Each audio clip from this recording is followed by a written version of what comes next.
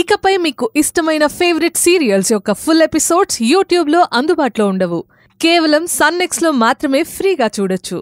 తను దాచిన నిజాన్ని అందరికీ చెప్పాలి.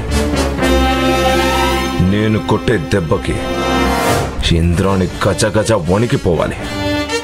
అలాగే సార్.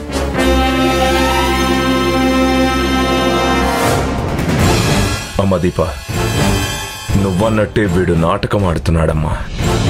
వాడికి పని అప్పజెప్పినప్పటి నుంచి మనం అడిగేదాకా మనకి ఇన్ఫర్మేషన్ ఇవ్వలేదు.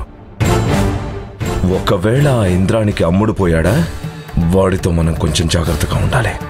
ఇలా చెప్తే ఇంద్రాణి అలర్ట్ అవుతుంది కదా నాన్న. ఆ ఇంద్రాణి ఎంత జాగ్రత్తగా ఉన్నా వేరే దారిలో మనం ప్రయత్నం చేసి ఆ ఇంద్రాణిని పడగొడదాం దీప. ఇప్పుడేం చేయాలో నాకు తెలుసు.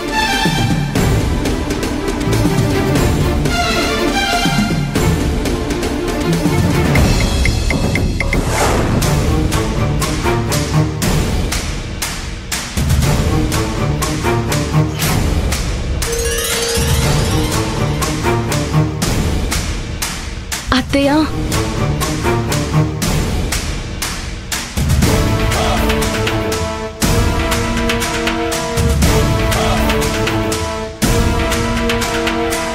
ఇప్పుడు మీకెలా ఉంది? బాగుంది. అత్తయ్య, మీతో మాట్లాడాలి. చెప్పు. మీరు ఇంట్లో నుంచి వెళ్ళిపోయారన్న బాధతో అక్షయ్ మీకు గుడి బాధ్యతలు అప్పగించాలని లాయర్ గారిని పిలిపించి డాక్యుమెంట్స్ మీ పేరు మీద మార్చమని చెప్పాడు అత్తయ్య. అక్షయ్ ఆ విషయం నాతో చెప్పాడు, కానీ నేనే వద్దన్నాను. ఎందుకు వద్దన్నారు?